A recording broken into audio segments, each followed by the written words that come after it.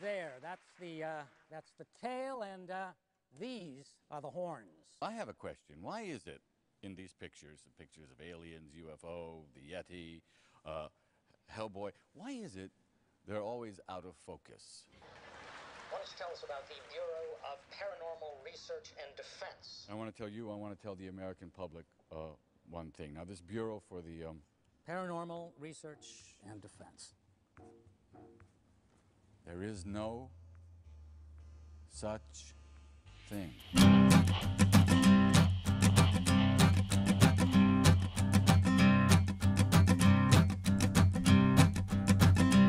There's a man going round taking names, and he decides who to free and who to blame.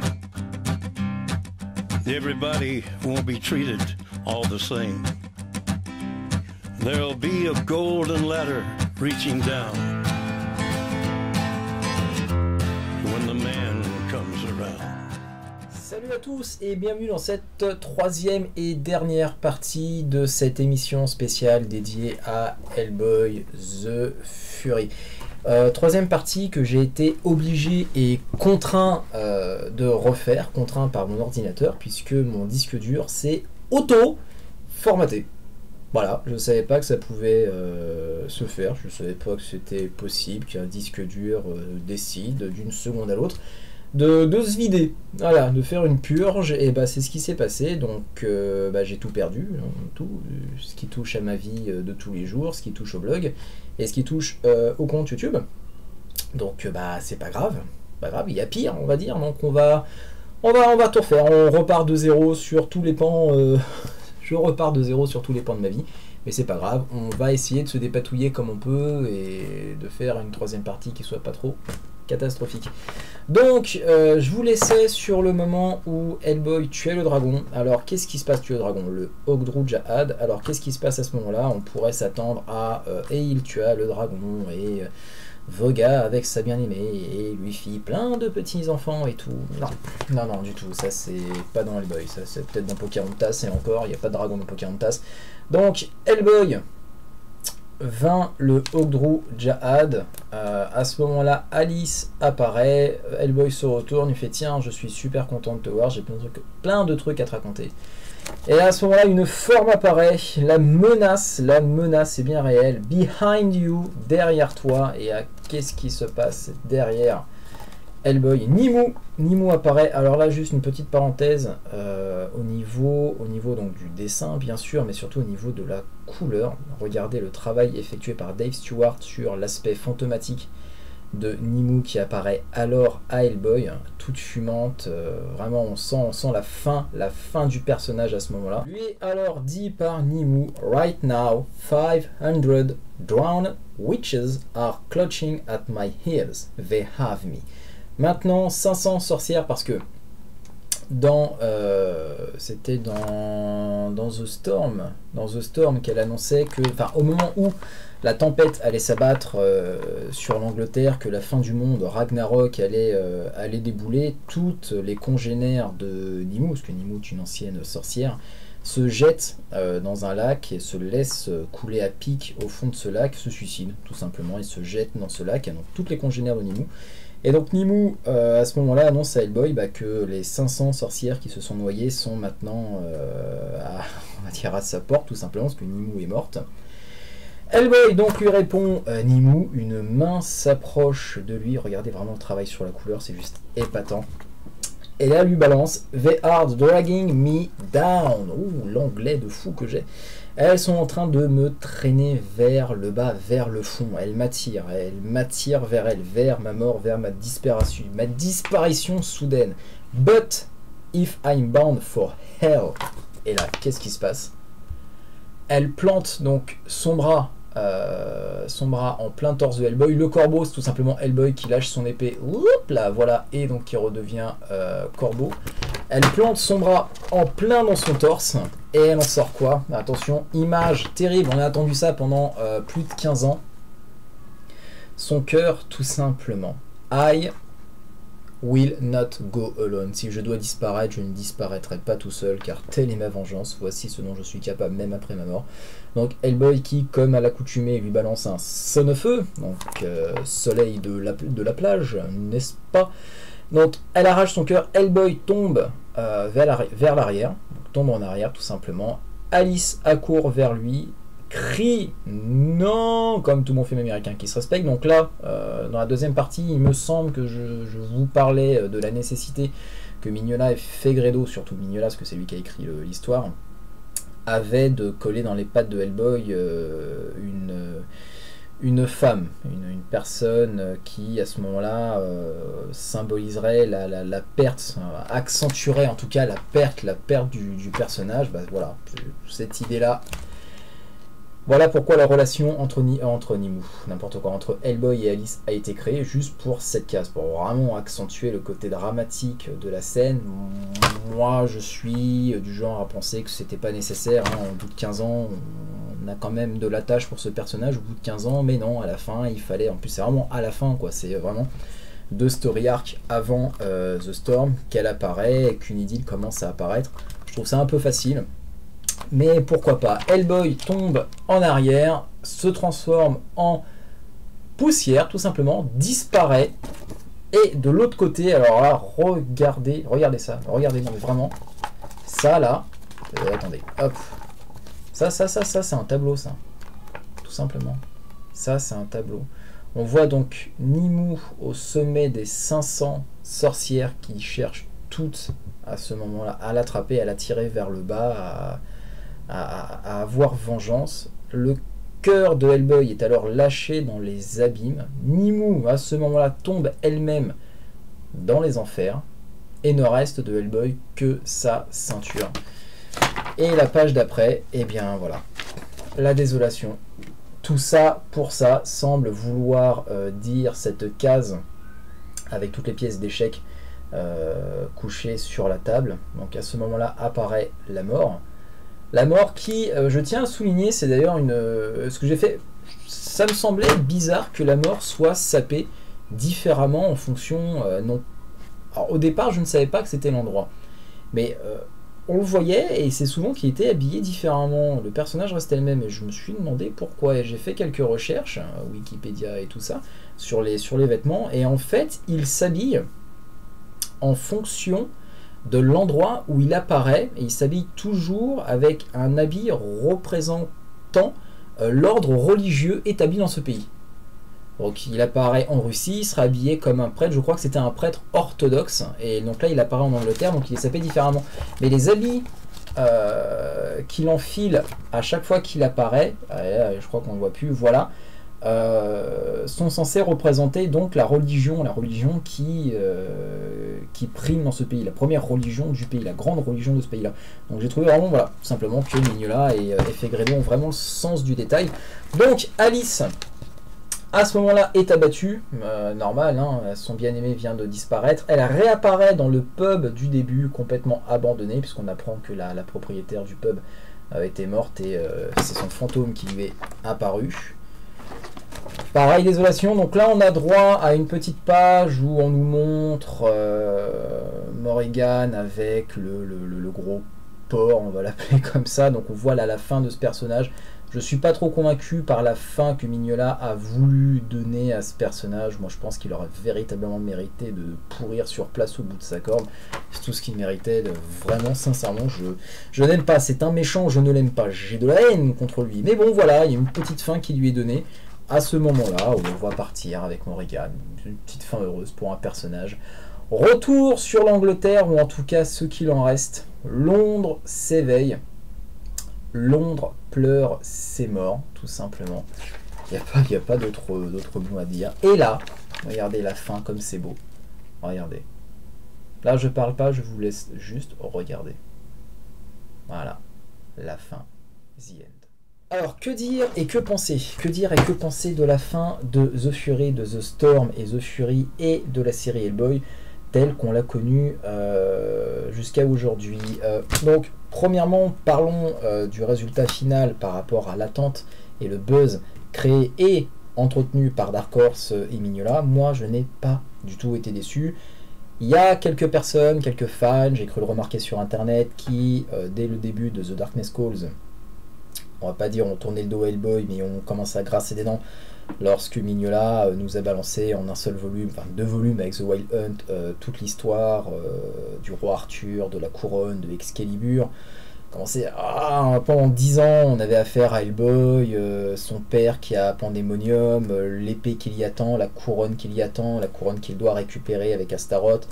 Pendant 10 ans, on a mangé de ce pain-là, et en un seul volume, on nous balance un météore, hein, tout simplement, un météore dans la tête. Tiens, voilà, grignote ça, et t'as pas le choix de toute façon, puisque c'est l'histoire de Hellboy, telle que j'ai décidé. Donc il y en a qui ont commencé à grincer les dents par rapport à ça. Moi, pas du tout. Je trouve que c'est le parfait contrepoids, contre-pied. On a le ciel, on a l'enfer, on a la couronne en haut, on a une couronne en bas, on a une épée en haut, on a une épée en bas. Et Hellboy a le choix. Voilà, du côté de ta paix, du côté de ta mère, c'est ça, et du côté de ton père, c'est ça. Donc maintenant, à toi de choisir. On te destine des deux camps à prendre la couronne là ou à prendre la couronne là. Maintenant, c'est à toi de décider. Donc Hellboy a fait son choix. Moi, j'ai trouvé que l'idée du coup du roi Arthur était vraiment excellente, et puis ça apporte vraiment du poids à ce personnage, hein, ça lui apporte vraiment un background de fou. Donc Hellboy a fait son choix, il n'a pas pris la couronne de sa mère, il a affronté le Ogdru Jahad, il est mort, son cœur a été balancé dans les oubliettes, puisque graphiquement, il nous est graphiquement montré que Nimue, elle, tombe directement dans les flammes de l'enfer, dans les flammes des enfers, et que son cœur, lui, tombe ailleurs. Alors attention, je dis pas que son cœur va tomber au paradis, pas du tout, mais tout simplement parce que à la dernière page, la back cover de ce numéro nous est indiqué ceci: Coming in 2012, Hellboy in Hell. Une statue et un cœur dans la main de cette statue. Donc Mignola et Dark Horse nous l'annoncent d'emblée, la suite des aventures de Hellboy se déroulera at home, aux enfers. Hellboy retourne chez lui, puisqu'il est né aux enfers, il a passé la majeure partie de sa vie chez nous et il y retourne, donc il retourne jouer la dernière manche à domicile. Donc à partir de là, c'est mathématique, 1 plus 1 égale 2. Il rencontrera son père, il ira à Pandemonium, il rencontrera Astaroth. Moloch, il l'a déjà rencontré dans l'histoire In the Chapel of Moloch, parce qu'il faut savoir que Moloch, dans l'histoire biblique et compagnie, est un des généraux de Satan. Donc il rencontrera du beau monde, hein, qui sait, il rencontrera peut-être même son frère, sa sœur, on ne sait pas trop ce qui va se passer, mais voilà, Hellboy retourne chez lui pour la dernière manche, comme je l'ai dit, hein, le dernier chapitre de sa vie et de son histoire, et du coup le dernier chapitre de la série. Donc à partir de là, donc, tout sera possible, tout est envisageable, en sachant que dans la première partie ou la deuxième partie de la vidéo, je vous montrais cette case, on voyait la graine contenant l'esprit et l'âme de Rasputin tomber dans les enfers. Donc ces deux vont se rencontrer à ce moment-là. Rasputin parce que ça a été un vilain garçon et que forcément sa place était d'aller en enfer à la fin de sa vie, et Hellboy tout simplement parce qu'il y est né. Donc je pense que le contraste entre ces deux éléments va être très très intéressant à voir. J'ai hâte de voir la rencontre, les retrouvailles dessinées par Mignola, parce que oui, Mignola retournera derrière sa planche à dessin pour In Hell, et puis pour la fin de la série tout simplement.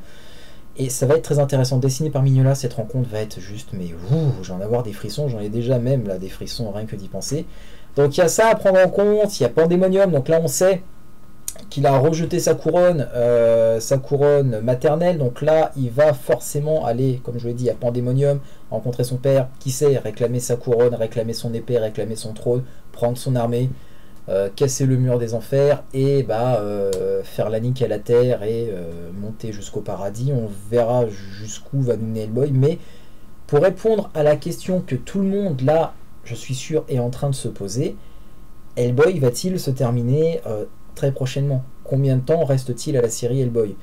Il en reste encore beaucoup, il reste encore beaucoup de temps. Moi, ma principale crainte et ma principale peur, lorsque Mignola a annoncé la mort du personnage et qu'il allait retourner sur la série en tant que dessinateur, c'était de me dire, putain, ça y est, la fin est là, forcément, symboliquement parlant, il faut que ce soit Mignola qui dessine la fin.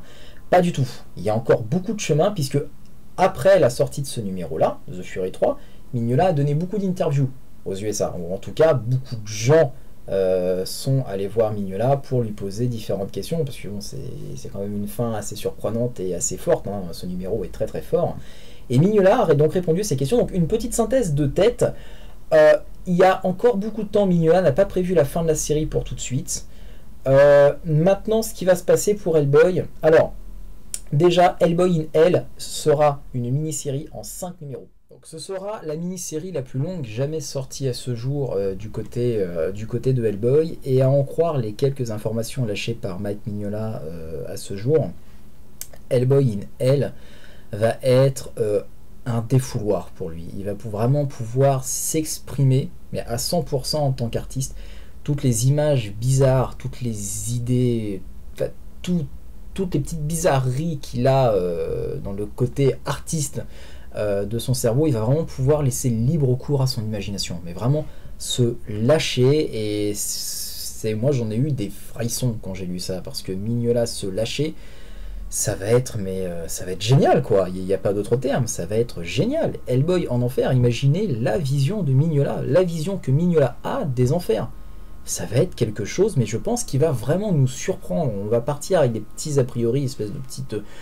que des couloirs de pierre, on va partir, c'est très très sombre, donc des aplats de noir quasiment partout, machin, et je pense qu'il va nous surprendre de ce côté-là. Il va vraiment nous sortir des trouvailles, des idées, mais à chaque page, ça va être une tuerie. 5 numéros pour la première mini-série Hellboy in Hell. Donc il a lui-même avoué à partir de là, à la fin de Hellboy in Hell, donc un numéro par mois, donc Hellboy in Hell va durer sur 5 mois, et à partir du dernier numéro, ça va être un numéro de temps en temps. Donc rappelez-vous, l'époque où vous avez bien banane l'album là, avec The Island et The Third Wish, où il sortait un numéro tous les ans, ça va être la même. Ça va être la même. Il se pressera pas. Il fera vraiment en sorte de sortir que du numéro vraiment, mais de qualité, pour vraiment chercher, pour trouver des idées, chercher des idées, vraiment pour mettre, pas trouver, chercher, je m'exprime mal, mais vraiment pour mettre à plat toutes ces idées qu'il a, pour vraiment leur donner forme. Donc il prendra beaucoup de temps pour ça. Ce sera un numéro de temps en temps, et essentiellement vraiment le gros de toute la vie que Hellboy, tout le temps que Hellboy passera en enfer. Donc le gros de ce passage là, ce sera en one shot ou en mini-série de 2 numéros.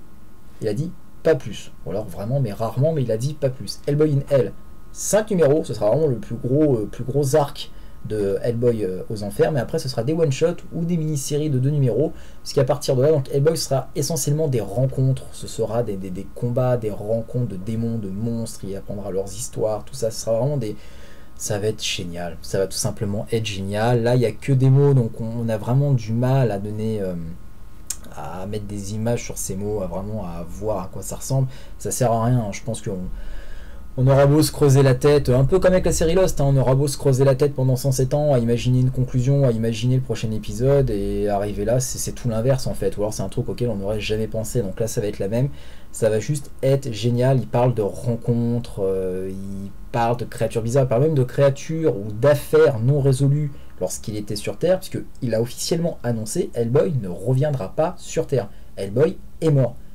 Et c'est définitif, Hellboy est mort, il l'a tué, maintenant c'est en bas que ça se passe. Il a parlé également d'histoires flashback, lorsqu'il rencontrera des créatures qui leur racontera leurs histoires, ce sera les seuls vraiment passages dans Hellboy où on reviendra sur Terre, vraiment les seuls. Mais sinon, en termes de continuité, parce que je vous en avais parlé dans la deuxième émission, dans ce dernier numéro, dans The Storm et The Fury, il y a vraiment ils ont vraiment mis un point d'honneur à montrer que The Fury prenait place à tel moment dans BPRD. Et dans la prochaine émission que je vais vous faire sur BPRD Monsters 2, vice versa, je vous laisse regarder cette future émission, mais il y a également ça qui a été mis en avant dans ce numéro. Mais voilà, bref, donc dans The Fury, on a vraiment cherché à montrer à quel moment de la série BPRD se déroulaient les événements de The Fury.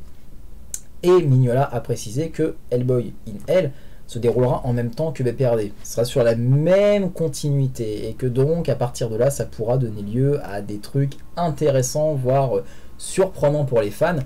Donc On verra notamment, je pense, à un détail croustillant et intéressant survenu dans BPRD Monsters 2. Donc là, je vous en parle juste vite fait, je vous montrerai dans la prochaine émission.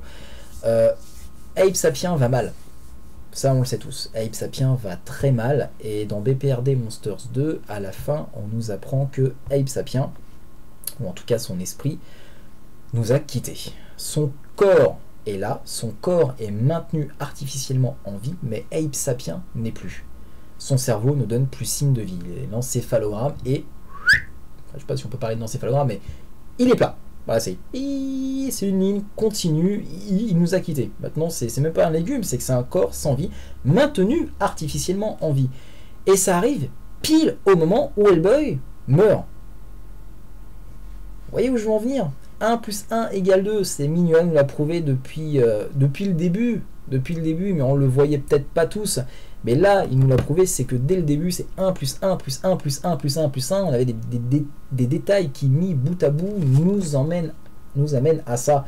Et donc, à partir de maintenant, il faudra faire super attention à ça. Donc là, Abe Sapien, disparu. Et pile au moment où Hellboy disparaît. Donc, je vais pas commencer à fantasmer, imaginer des trucs, mais un Abe Sapien, Hellboy en enfer, ça pourrait être mais le kiff intégral, quoi, tout simplement. Donc, on verra, hein, on suppose, mais voilà, dans les grandes lignes, officiellement, voilà à quoi devrait ressembler Hellboy in Hell. Donc, sortie prévue juillet, août, voire même rentrée 2012. Donc, on va y avoir beaucoup d'attentes avant le premier numéro, mais ça va être énorme, et je sais que je me répète, mais ça va être énorme. Donc voilà pour cette émission spéciale dédiée à Hellboy The Fury, en espérant beaucoup que vous n'êtes pas trop fait chier en regardant ces vidéos. Merci de les avoir regardées, merci d'être resté jusqu'au bout, merci de votre fidélité, et je terminerai cette émission par Hellboy est mort. Hellboy nous a quittés. Vive Hellboy. On peut pas faire plus simple et plus classe pour saluer la disparition de notre personnage. Allez, so long my friend, ou plutôt ciao amis, et à la prochaine. Salut tout le monde. And I heard, as it were, the noise of thunder. One of the four beasts saying, "Come and see." And I saw, and behold, a white horse, and hell followed with him.